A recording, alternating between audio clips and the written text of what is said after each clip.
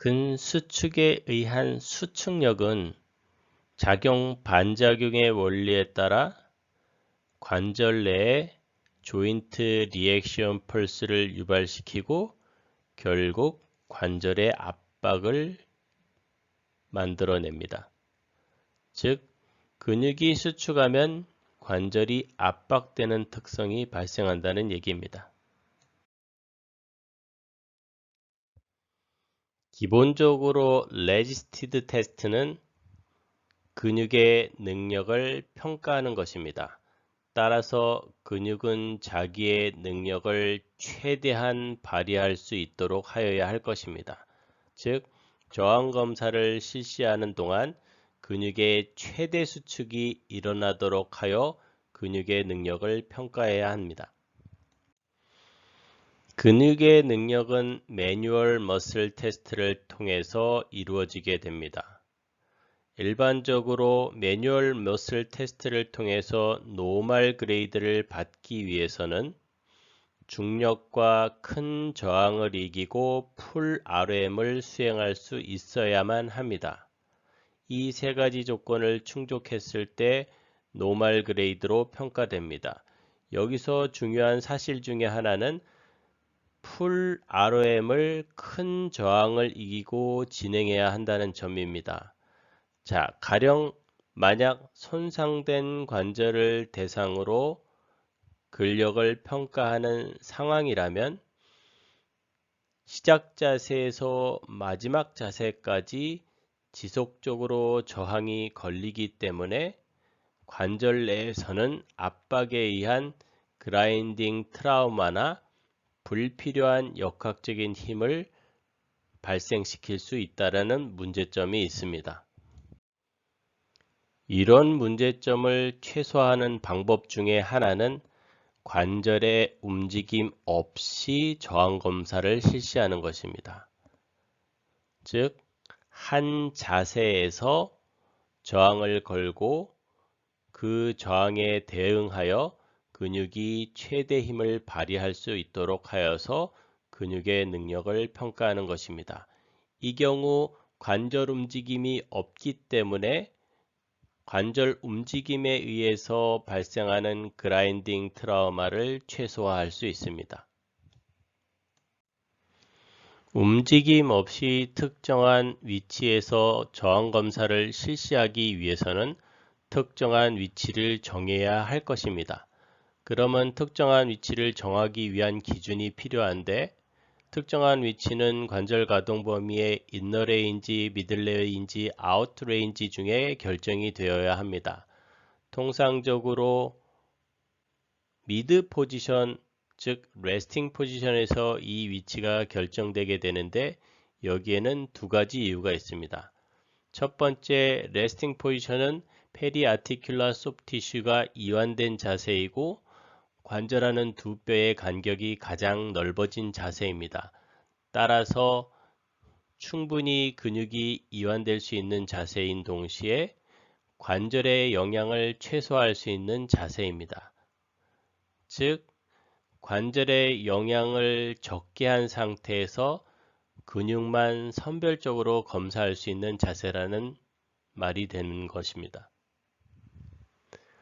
앞서 우리가 진행된 검사는 컨트랙타일 컴포넌트와 넌 컨트랙타일 컴포넌트를 구별하기 위해서 선행 검사를 실시했고 저항 검진은 대체적으로 컨트랙타일 컴포넌트에 문제가 있다라고 결정되었을 때 좀 더 디테일하게 진행되는 검사입니다. 따라서 컨트랙타일 컴포넌트가 메인이 되는 검사이므로 넌 컨트랙타일 컴포넌트의 참여를 최소화할 수 있는 자세가 이상적인 검사 자세가 될 수 있을 것입니다. 그래서 레스팅 포지션에서 고정된 위치로 저항 검사를 실시하는 것이 적절하고 또 하나의 이유는 근육의 능력을 평가하는 검사인 만큼 근육이 최대 힘을 발휘할 수 있도록 검사가 진행되어야 한다고 사전에 설명되었습니다. 우리가 이전에 앞서 이미 공부한 바가 있습니다. 근육이 최대 힘을 발휘할 수 있는 자세는 역학적인 이유와 생리학적 이유에 의해서 미드 포지션인 레스팅 포지션에서 가장 큰 힘을 발휘할 수 있는 조건을 갖는다는 것. 따라서 저항 검사를 실시할 때 고정된 자세에서 최대 힘을 발휘할 수 있는 유일한 자세는 레스팅 포지션이 될 것입니다. 결국 저항 검사는 레스팅 포지션에서 움직임 없이 근육이 최대 힘을 발휘하도록 검사해야 합니다.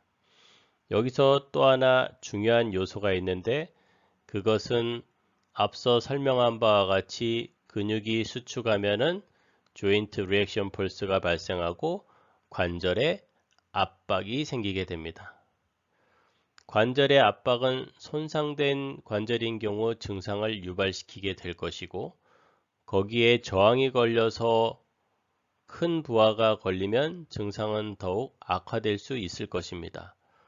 따라서 저항 검사를 실시하는 동안 저항에 의해서 부과된 부하가 근수축을 유발시키고 근수축이 유발되어서 근육의 텐션이 높아져서 증상이 발생하는 것인지 근육이 수축하면서 조인트 리액션 폴스에 의해서 관절에서 압박에 의한 힘에 의한 증상이 유발되는 것인지 감별하기 어려워지게 됩니다.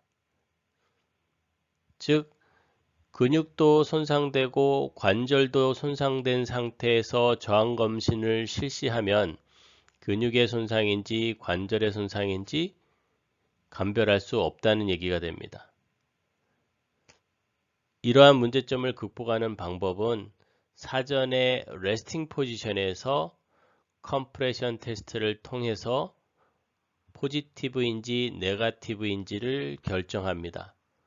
즉, 레스팅 포지션에서 컴프레션 테스트를 실시했는데 네거티브인 상태에서 레스팅 포지션에서 저항 검사를 실시했는데 포지티브가 나왔다면 관절의 손상은 아니고 근육의 문제로 인해서 증상이 유발되는 것이다 라고 결정할 수 있기 때문입니다. 이런 이유에서 반드시 사전에 저항 검사가 이루어지기 전에 컴프레션 테스트를 하여야지만 관절 손상과 저항에 의한 근육에서 발생하는 증상과를 감별할 수 있게 됩니다.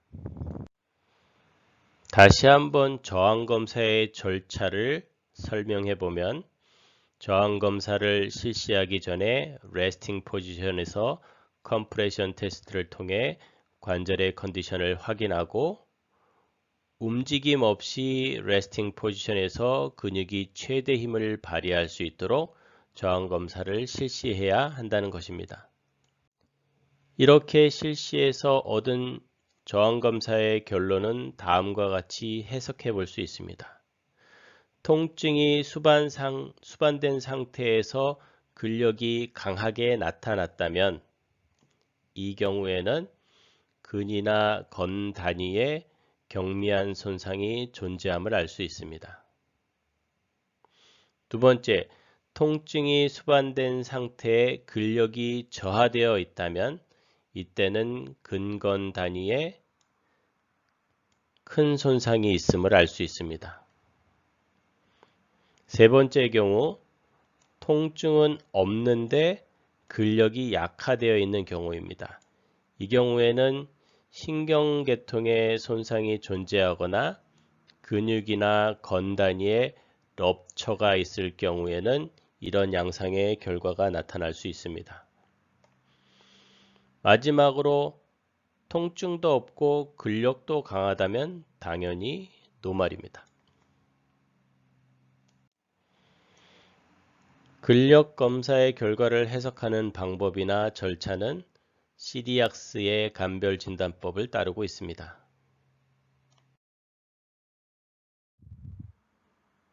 저항 검사는 각 관절을 대상으로 스탠다드 무브먼트를 이용하여 근 단위로 검사가 이루어집니다.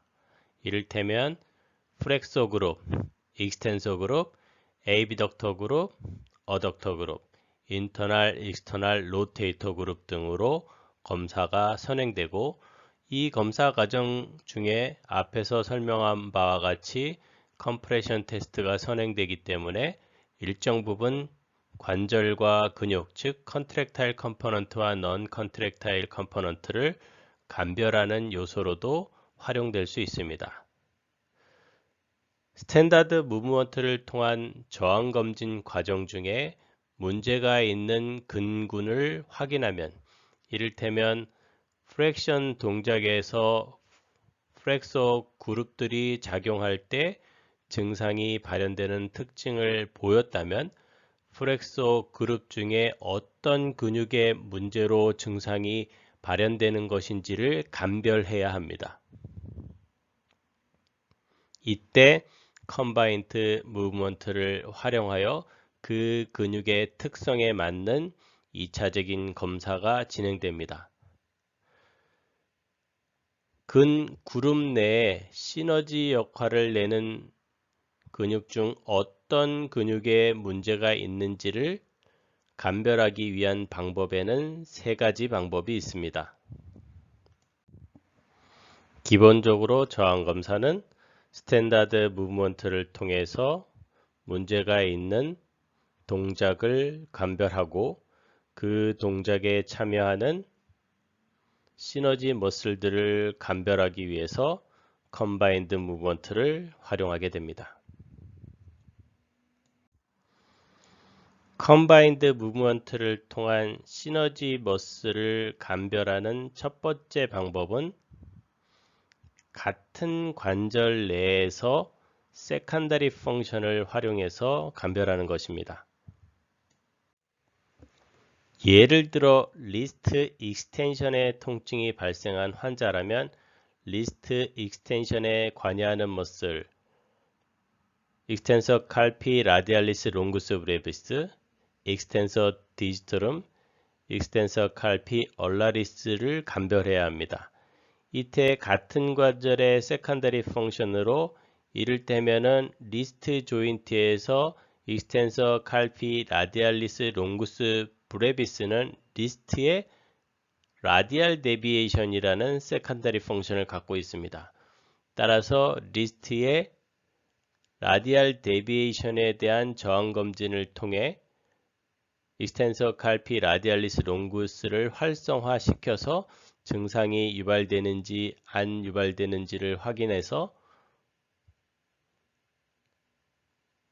익스텐서 칼피 라디알리스 롱구스 브레비스의 문제점을 찾는 과정을